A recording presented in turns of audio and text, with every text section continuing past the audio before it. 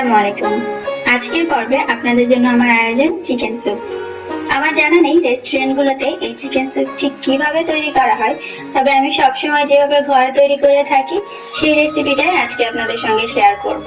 এবং এই স্যুপটা খেতে ভীষণ মজার হয় এই রেসিপিতে, আর আমার বাসার সবাই আমার হাতের এই চিকেন স্যুপ খেতে খুব পছন্দ করে।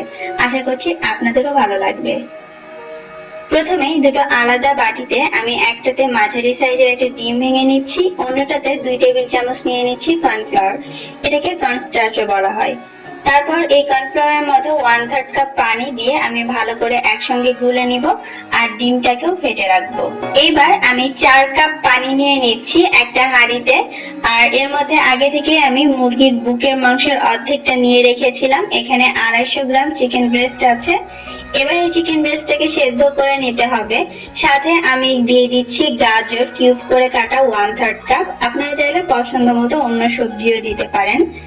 আর 1 চা চামচ দিয়ে দিলাম আদা রসুন বাটা, আর আধা চা চামচ দিয়ে দিচ্ছি গোলমরিচের গুঁড়ো। সাথে 1 টেবিল চামচ আমি সয়াবিন তেল দিচ্ছি।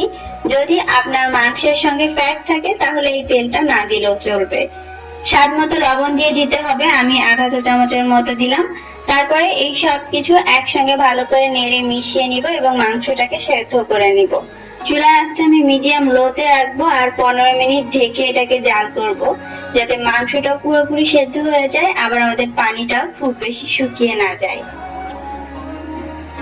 15 মিনিট পরে আমি ঢাকনাটা সরিয়ে নিচ্ছি। আমাদের চিকেনটা সেদ্ধ হয়ে গিয়েছে। এবার চিকেনটা আমি তুলে নিচ্ছি, আর যে পানিটা থাকলো এটা হচ্ছে আমাদের চিকেন স্টক। এই দুটোই আমরা স্যুপের কাজে ব্যবহার করব।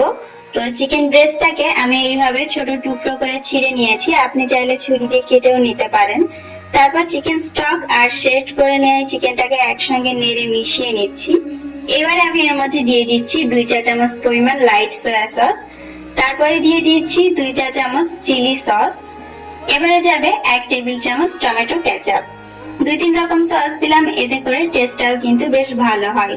আর যেহেতু সসের মধ্যে লবণ থাকে, তাই লবণটা সবসময় আপনাকে একটু চেখে বা খেয়াল করে দিতে হবে। সবকিছু আবারও একসঙ্গে নেড়ে মিশিয়ে নিচ্ছি এবং 1 মিনিট মিডিয়াম আঁচে এটাকে আমি একটু ফুটিয়ে নিব। 1 মিনিট পরে তারপরে সেই যে আমরা কর্নফ্লাওয়ারটা গুলে রেখেছিলাম পানিতে, সেটা দিয়ে দিতে হবে।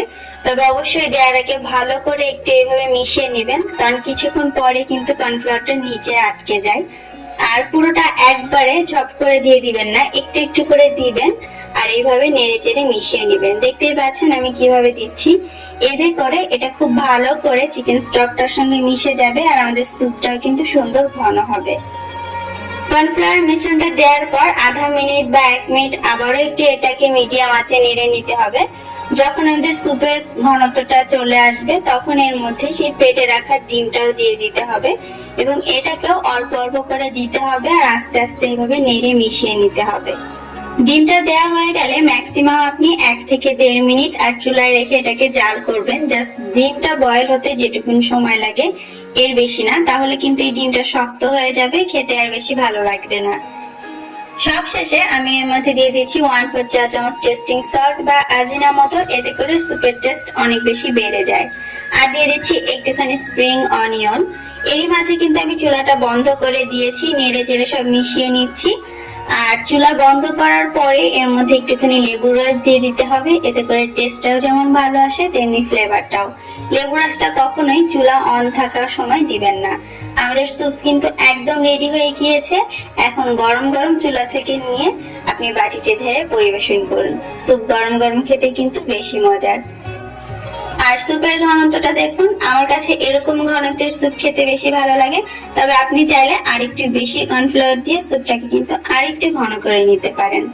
আশা করছি আমার আজকের এই সহজ চিকেন স্যুপের রেসিপিটা আপনাদের ভালো লেগেছে। কেমন লাগলো কমেন্ট করে সেটা আমাকে জানাতে ভুলবেন না। সবাই অনেক ভালো থাকবেন। আল্লাহ হাফেজ।